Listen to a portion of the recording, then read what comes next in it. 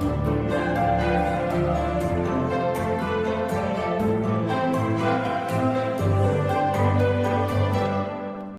and welcome to the Startups of London podcast. I'm your host Ozan, and this week with a sore throat, so excuse my voice, and the founder of Startups of London. Today, I'm joined by Kevin Gibbons, the founder and CEO of ReSignal. So Kevin has been in the digital marketing industry since 2003, founding an SEO agency in Oxford in 2016 and forming ReSignal 2012. So ReSignal specializes in strategy-led SEO for e-commerce, travel, and finance brands. I mean, they have quite a history and quite long list of awards. I'm not going to name them, but it is impressive, let me tell you that. Like, perhaps ReSignal is one of the more well-known almost. They have a reputation, I can tell you that. So for any founders out there who are interested in SEO, so the industry, this is going to be an interesting chat. So welcome, Kevin. Yeah, thanks, Ozan. Thanks for having me. I appreciate it. So back in early 2000s, I remember I was in my very early teens then. So who would have thought SEO would be the business that it is today? Isn't that wild? Do you remember thinking back to that day? Like, do you think was it inevitable? Did you foresee the way SEO would become the giant that is today? Is this totally was this totally unforeseeable? It's one of the, I find it almost difficult to say looking back now, but I think at the time I could tell it looked like it was going somewhere. And it was, but it's more curiosity of let's see where this takes us. No one knows back then, but it just felt like certainly when I got involved in 2003, I think Google had maybe just started to break away in terms of market share away from back then. It's like the likes of Ask Jeeves, Alta Vista. It might have not even been MSN at that point. It could have been, yeah, I think it was MSN. But I remember using Alta Vista before Google. Yeah, exactly. And it just felt, for me, it was just the curiosity of, oh, wait, you can build a website and you can get people to come to it. And it was the curiosity of trying to build something and getting traffic almost like the next day sort of thing it just felt very rewarding. And I think for me, it was just, you didn't almost have to know where it was going long term. It was just, it seemed to have progress behind it. And it seemed that by putting effort in, you can see the reward and then you kind of grow from there. And it's easy to say looking back now of like, yeah, of course, this was obvious. It's going to be a billion-dollar industry, etc. But Yeah. the reality is no one knew at that point. No one knew. And at the time, it's a very risky bet as well, because just imagine if Google had a competitor as strong as Google, which had perhaps changed the game a bit, if social media companies versus the search engine and the website dynamic that we have today was different. So that there are a lot of ways, in my view personally, that could have gone differently, resulting in a different industry today.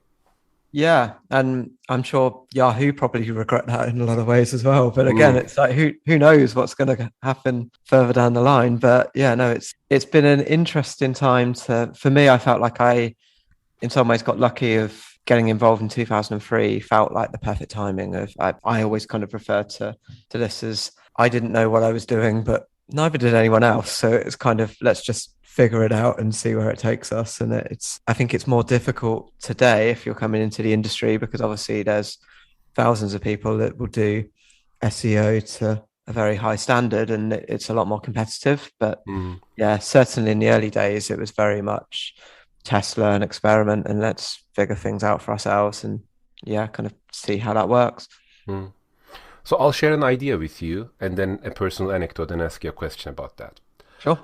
Okay, so the idea is buy the rumor, sell the news.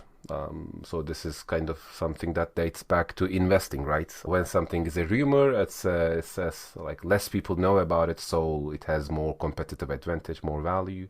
And once everybody knows about it, then it has lost its allure, so you can just dump the stock. So buy the rumor, sell the news. And I think so. This is kind of the idea. The personal anecdote. I've done content for the last, I don't know, on and off for 8 years. So for 7 years. And I enjoy it actually. I enjoy the creation process. I enjoy reaching out to people. But the thing is, I've created content on Twitter. Perhaps I've put just 1/10 of the effort I've put in Twitter and other platforms into TikTok. in the early days of the app. I don't think it's early days now. I think it's maturing a bit. And I think I've built a following around 30,000 people in just 2 or 3 months there. And I've reflected back onto that and came to the conclusion, yes, perhaps the content was good. It wasn't so bad. But the growth I had in the following there was perhaps more a result of the dynamics within the platform. So the ratio of content creators versus the consumers, I think that was a key part of it. So again, buy the rumor, sell the news type of a thinking with that. It was the time when I started doing content on TikTok. A lot of people were saying to me, perhaps that's not a good idea. Like, isn't that for underage girls dancing and stuff? And it's quite, you put yourself in a quite awkward situation when you do things like that. So I guess the question is, with SEO, people creating websites to reach out to people, how has the industry changed in the last 15 to 20 years? Was this kind of a dynamic there in which now the websites, the number of websites being created has ballooned so much, is so much more competitive, and it's a different landscape. So what's your take on that? Yeah, it's absolutely more competitive, but I think there's always a place for a new, unique, different, or the best opinions out there. And that's the challenge with SEO and search. It's how do you provide that experience that is above and beyond someone else? And it's the bar has been raised several times over a number of years, so it gets more and more difficult for sure. And I take your point again about kind of social, I guess, is a good example of, if you want to find out what works for you, you have to try new things. And I think SEO has always been about that. It's like your example with TikTok. I don't think it's necessarily right or wrong. You just have to find what works for you. And if you don't try it, how do you know? So, and I think with SEO, for me, I've always been a self-taught SEO. It's not something that I think even now it's quite difficult to get educated in SEO without doing it.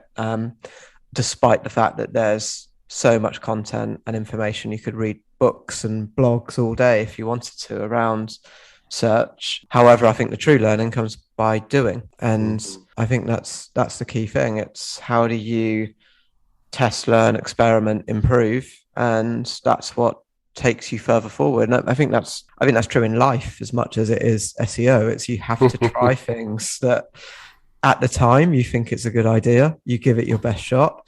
If it doesn't work, you learn from it and you move on. And to be honest, nothing's ever 100% perfect first time. You're going to hit a wall at some point, and then you need to figure out how do you find a way to get over that wall, around that wall, through that wall. And I think for me, that's what I've loved. It's that kind of mix of entrepreneurial spirit of, okay, we've got a goal, we're going to achieve it, but we know it's not going to be straightforward. We'll have some theories and ideas that we want to test, and then let's give it our best shot. But never set it and forget it. Never just think that you're right, let's do this, and then leave it there. You have to absolutely test out your theories, learn from it, and improve. And that's the only way, for me, that's innovation. That's the only way you can keep improving, is by trying new things and figuring out what works for you. And everyone's different. Every niche is different. As you get into search, you'll find Google will like to rank content based on different factors,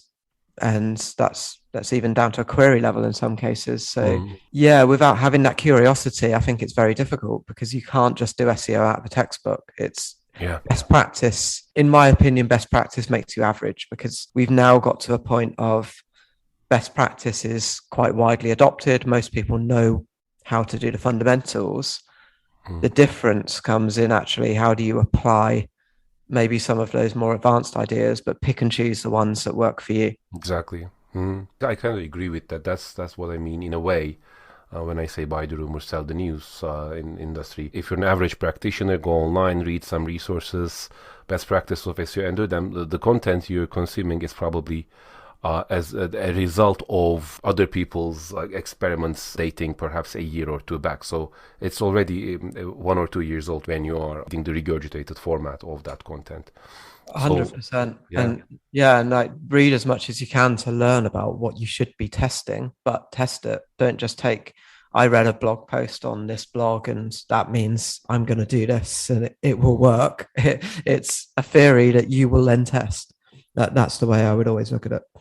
How has the fundamentals of SEO changed in the last 5 years, you think?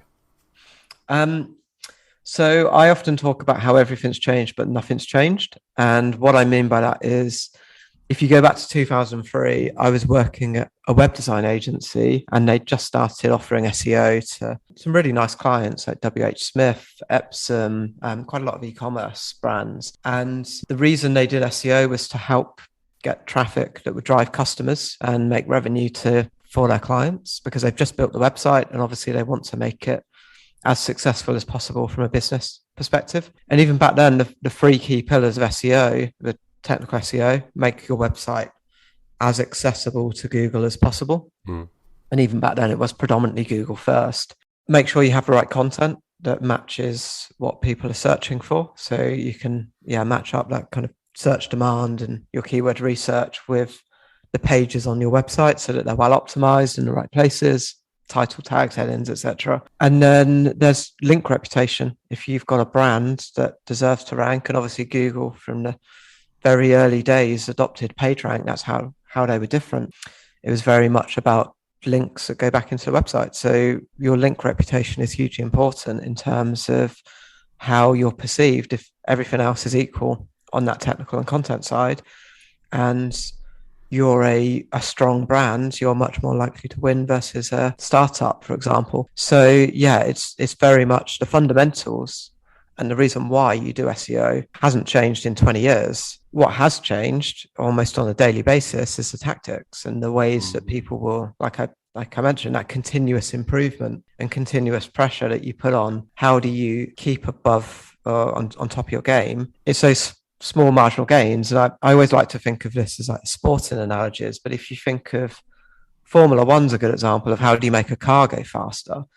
The answer is you improve everything. You improve the pit stop time. You improve the drivers and like fitness and mentality. And like there's absolutely every single detail is looked at about how do you make those small marginal gains. And SEO is the same. You still need to pick and choose the big ones that will really move the needle. But the innovation over years comes through testing, learning, improving. So the fundamentals have stayed the same in terms of people are searching for something, there's a demand, and as the content creator, you are trying best effort to meet that demand. So the fundamentals are there, but the tactics have changed.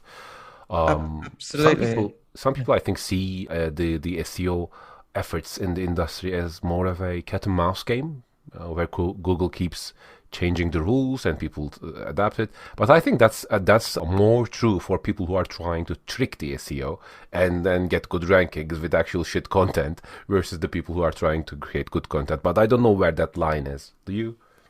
Yeah, in general, I agree with that. I think if you're chasing the algorithm, you're playing a game that maybe is on the edge of what works and what should work in the long term. I think there's elements of things that you should try. Like I remember being quite big on Google authorship at the time, because it made sense to me that Google would rank and trust content based on who wrote it, not just kind of where it's published. And there's some things that you go for it, you think it's a good theory, and then it doesn't work. But in general, I think the approach should be, how do you put your customers first, and how do you think about what is, but by customers, I mean the brand's customers, not kind of like an agency's clients. It's thinking in the shoes of, if you're an e-commerce store, what content do people want to see? How do you serve that customer in the best way possible? And that's where Google's going, because it's very much on-page engagement is huge. So if you've got a piece of content that ranks highly, but people bounce straight back and click the next listing, Google are fully aware of that. And to be honest, that's not something that you should want anyway, because if you're getting traffic and you're doing nothing with it, it's a waste. So I think very much be aware of Google, be aware of their roadmap, look at where they're going and try to align yourself with that as much as possible, because they do make up a large amount of the rules. So it would be naive not to be aware of that. They're a giant, just a monopoly, it's nothing else in terms of search, Yeah, at least. it is. But I think if you're looking at it from your customer's perspective of actually, how do we serve them in the best way? What awareness content would they need as part of that customer journey? How do we help them to convert once they hit a product commercial landing page? That type of thing is really important. And again, knowing the signs. So I feel like one thing that is always very powerful is if you're not number one, have a look at who is number one, who's number two, who's number three. What is it that they're doing that maybe you're not? And that's a sign of this is what Google wants to see, and that should be aligned with what the customers want to see. An interesting dynamic I've observed is as an indirect distrust to social media companies, especially the narrative around Facebook, Instagram, and others have changed quite a bit in the last, I would say, 3 years. Especially with Facebook changing their algorithm for especially business pages and those kind of pages, and in terms of how they reach out to their own followers. I'm gonna be wildly speculating here. I'm not exactly sure on the numbers, but I remember the changes reflecting something like you used to be able to reach a certain percentage of your followers in Facebook at a time. That was kind of like I think it started as 100% thing, and then it was like 10% of your followers. So if you had 1 million followers, then your content would be shown to a lot of people still, and that number kept getting lower and lower, and then came a point where the number of followers you had on Facebook literally meant nothing for the business, because Facebook asked you to again promote the post, paid ads, and a similar trend with other platforms. And as a result of this and other factors, what I've observed, I might be wrong, people have become more distrusting of building an audience or investing 3 or 4 years of their life building followers on a social media platform. And then came the idea that perhaps if we have our website and the traffic is ours, if we have our newsletter and so on. So that's kind of a change of dynamic there. But on the other hand, Google snippets, for example, that's also another way content creators are getting squeezed, I would say. So what's your take on this? Like, where do you see the direction of this? Because all of these platforms rely on content creators. And there is kind of a certain healthy competition between the businesses and the content creators. But how do you think we'll reach a balance? Do we have a balance? Or is it kind of more a silent exploitation going on here between content creators and these platforms? What's your take on this? Yeah, it is a tricky balance. And I think if you're creating content, it's a trade-off, isn't it? If you look at it from a user experience, Yeah, yeah. some of the Google snippets, you can definitely argue that that's useful from a search perspective. If you're searching for what's the weather in London today, do you really need to click through to the BBC or weather.com to see that, when actually Google can show it straight to you? And I would argue that in that scenario, it's a better experience to see that result instantly. Just to give you an example, sorry to interrupt. So for the Google search, what questions to ask in a startup interview, Startups of London, our website, ranks number one. And like the first thing is a Google snippet. It sees a part of the content. There are 10 bullet points there. People read through that, but they don't click the website, so we don't get a traffic from it, just as an example. Yeah, exactly. And it's, in some ways you might need to consider, is there, in terms of like your own measurement of performance, is there value in getting impressions for that listing? Because it's good branding. You're providing an experience and an answer to people, but they don't need to click through. However, how do you monetize that if they're not going from Google to you? So you're running a business here. Yeah, it's tricky. And same with our clients. Clients will look at revenue and they'll look at traffic. And they're not really going to be too worried about if we got them an extra 10,000 impressions. That's not, it's just not something that's really on the radar. So I think unless those impressions come back and become customers, which maybe they do in some cases, it's a tricky one. I know Rand Fishkin wrote an article probably at least a couple of years ago, but it was about... I'm following him. Yeah, I know the guy. Yeah, so it's about the trade-off of how it used to be Google spiders will crawl your content in order to give you traffic. That was the trade-off. We allow access to them to access your content so that they can provide traffic through their search engines. And it feels like that kind of agreement has changed to the point that they're taking your content and they're keeping the traffic and they're not distributing it.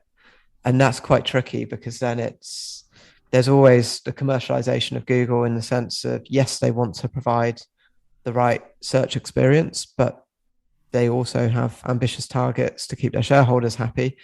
And you do have to look at it from that perspective as well. And I think it's a balance. And like I say, I think you could look at this and you could find a number of snippets that you think actually this really adds value to a searcher. It's a good experience. Equally, I think you could easily find some examples where you could say, actually, you're taking a step too far here, and you should be kind of giving credit or more traffic to the people that are providing that information. And I get where people maybe feel a little bit ripped off on that side of the deal. It's kind of like a gods versus men type of dichotomy in a way, isn't it? But Google has been a benevolent god, I would say, to a certain extent, mostly compared to others in terms of the value it has created. But like, this is my personal wild speculation on the topic. But after Larry Page and Sergey Brin left the company, I think they changed the direction for more aggressive monetization as well. So we see the first 5 top results as ads and more aggressive on snippets and so on. So yes, they have been kind of a benevolent god, but it's a God versus man relationship nonetheless, which is not an advantageous position for us, I would say. Yeah, I wonder if Facebook have taken the limelight when it comes to data privacy and everything that's potentially bad. But yeah, I think Google have certainly, and it makes sense as they've matured as a company, they have to be more commercial about it. But yeah, they have stakeholders, and then they want the company to make money, and I think it can make 10x the money it does if it monetizes all the services. We're using anything from Google Maps to a lot of other things for free. So again, overall, on the balance, positive about the impact they had, but it's a danger, it's a slippery slope, I would say. I just want to jump onto another topic here, being cognizant of the time, because I want to get your thoughts on this. So looking from the perspective of the founders who are building businesses, because a lot of the audience we have are the business owners, founders, entrepreneurs. So, and you've worked with a lot of them, your team works with a lot of them. So what is a bad way to think about SEO? Like, what is the biggest, or perhaps a few misconceptions people have when they approach this whole issue of, okay, I want to get traffic to my website. What should I do? I do SEO. And then what is the misconception or the things they get wrong about this usually? I think sometimes they do it for the wrong reasons. And I think you have to be very clear about your goals. For me, SEO is a performance marketing channel. And it's something that you should treat as an investment that you generate growth from. And you have to have realistic expectations over the timeline that can be achieved. So you're not really expecting to, say, double your revenue within 3 months, for example. That would be amazing. But realistically, it's going to be a longer term play versus, say, paid search is a good example, or potentially even paid social. However, what do you mean by a long term there? Just for people who are not well versed in the mechanics of this, is it like, what's a reasonable time for an average startup to get some traction to their site? Is it 6 months? Is it 2 years? What do you think? Yeah, I think within 6 months you want to see progress, and I think within the steps of the way, SEO isn't a leap of faith at the other end of the scale. It shouldn't be wait 2 years and then you'll see the value. You've got to show progress and short-term impact that leads into the longer-term results. That said, the best case studies I've ever worked on, in theory, are almost the most boring in some ways. And what I mean by that is it's where we've helped a website to grow month over month, and it could be low double-digit growth. It could even be single-digit growth. But over the course of the year, that really starts to compound and add up. And over the course of 3 or 4 years, it's that moment of when you've walked up to the top of the mountain and you've looked back at where you've come from. In some ways, it's that steady every single month. If you've got a report, you might be underwhelmed. You might say, oh, we've done slightly better than last month. But I think once you can do that, so it builds up, that's where the real results come from. And too often, there's a lot of comparisons here with social, but it's that short-term gratification. It's how do you get this big spike that changes the world? And actually you find that big spike changes the month. And then you kind of start back where you started from again. And spike after spike after spike quite often can take you very close to where you started from. Whereas slow and steady growth month on month on month can really start to compound into bigger returns. So I think rather than just looking at how do we do a campaign-based approach that over 3 months or 6 months really makes an impact? Actually think about, where do you want to be? Who are your big competitors in the market? What's realistic? And then how do you start to chip away at market share and driving revenue? And it's definitely not all about traffic. It's definitely not about the activity that you do. That's how you do it, but it's not why you do it. And I think sometimes the KPIs can be very much, we've improved, or we've got you X amount of links, we've improved or created a certain amount of content, etc., etc. And again, they're deliverables, but what you want is results. And I think that has to be the measurement overall, that things are reviewed against from the start. It shouldn't just be a let's try a load of things and see what the results are. I think it should be, let's figure out what our desired outcome is. Let's figure out what we think are the key factors that can take us towards that desired outcome. And then let's work on it. Let's work maybe in sprints towards breaking down the big things that we think will take you there. And then you can show progress. So yeah, I think for me, it's being commercial, it's being marketing savvy about this, and not getting too lost in the tech side or the creative side. That's how you do it, but it's the why that's really important. Was it Einstein who said the eighth wonder of the world is compound interest? It's kind of like that. It was, and I 100% agree. It's something that I love watching. I look at the analytics for Startups of London, see that growth. It's just, it warms my heart. Yeah, and it's been similar for us as an agency. We've been very slow and steady in the terms of, we've kept our team relatively lean. We're quite selective with clients that we work with, to the point that we typically have a core group of, say, 12 to 15 clients that we work with at any point in time, and we grow with them that way. And I know, I'm not saying our model is right. It's right for us. It's not the only way to do things, but I think by actually, how do we compound that growth in terms of our team's learning and knowledge and experience alongside, let's grow our clients, and then we grow with them. And I feel like that more focused effort has definitely reaped rewards for us. Yeah, that artisanal perspective, long-term small business mindset is something that I truly admire. And it has been overshadowed by this huge emphasis on hyper-scaling growth companies. Like, every company doesn't have to be a hyper-scaling growth company. It wouldn't be a good world if that was the case, I would say. So I still think there's huge value in the slow and steady, long-term, learn, build relationship. That consistency in itself is, I think, is a huge positive sign for the business. When I do business with a company, it just instills a bit of a trust with me, and also the people. And I know we're running out of time, so I have just 2 more questions for you.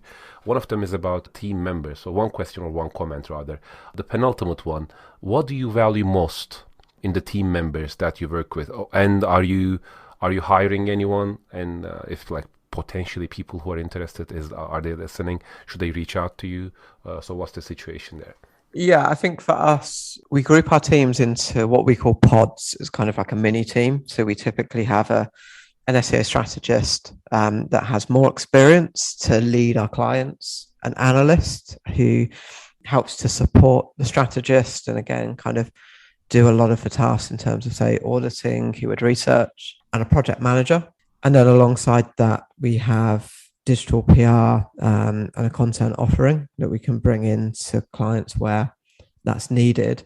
I think in terms of what we look for, we do look for experience. So we are quite a relatively lean team. We work with quite big brands, so we need people that can typically hit the ground running and they've experienced SEO before. We do, I'd say, probably quite infrequently, but we'd have interns that we do bring through at kind of more of a graduate level. But typically, I think our average hire would have 3 to 5 years experience within the industry already. Strategists quite often could be 8 to 10.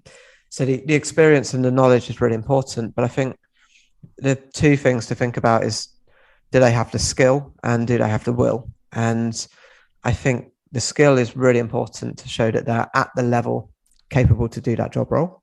The will is much more about attitude and cultural fit. And I feel like if you have the will, you can learn the skill because you've got the right attitude to push that forward, and it's a good fit for the team. if you don't have the will, it doesn't really matter if you have the skill, because it's just not going to work. So I think it's very much, ideally you'd have the sweet spot is you have both of those. You have the skill in order to do the role, and but you have the cultural fit is really important for us. We need everyone to work as a team. We know that everyone, not just in our team, every person in the world has strengths, they have weaknesses, and it's being mindful of that, and making sure that we can build upon that. And kind of sometimes that means building up some of the weaknesses, other times it means actually let's just really focus and leverage those strengths. But the attitude and the cultural fit is hugely important in order to make sure that it's in line with our values as a company.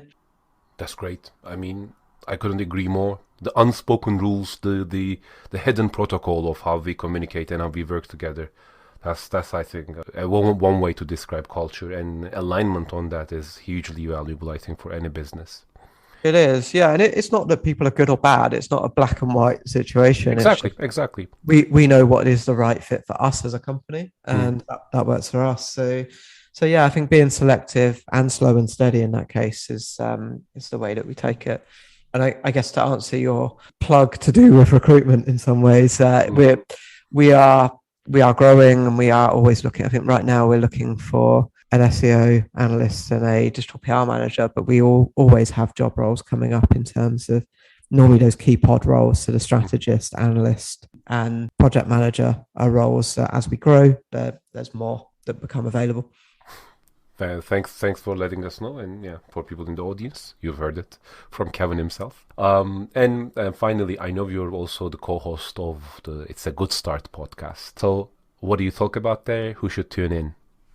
Yeah, so that's been about an entrepreneurial journey of growing an agency, and it's with Mike Lander, who's the chairman of Resignal. And we always have good conversations between us, and we decided to then start recording them because we thought it might be useful for other people. It was really a lockdown idea that, going back to the start of this, it was about experimenting. Let's have some fun with it, see where it takes us. And we've really enjoyed doing the recordings, and we found a very positive reaction from listeners. It's got quite a lot of social media attention, and it's just a nice way to maybe spread that story and kind of openly share for other people who are on a similar journey. So yeah, I found podcasting has been a really nice way to do it. We've got some plans we've taken a bit of a pause at the moment, but we've got some plans to bring that back and to kind of take it to the next level. So I think anyone that's entrepreneurial, specifically running agencies or involved in agencies in any way, I think hopefully there'll be topics that are useful from a wide range of issues and challenges and opportunities that quite often arise. Kevin, so listen, it's been 35 minutes. It's one of the longest episodes we've recorded, perhaps in the last 6 months. Okay. But I still have so many questions for you, but I think they're due for another episode. Perhaps we'll have you again. More than happy to do that. For a second time. I've immensely enjoyed our chat. Thank you for joining. Likewise. Thank you for having me. Cheers.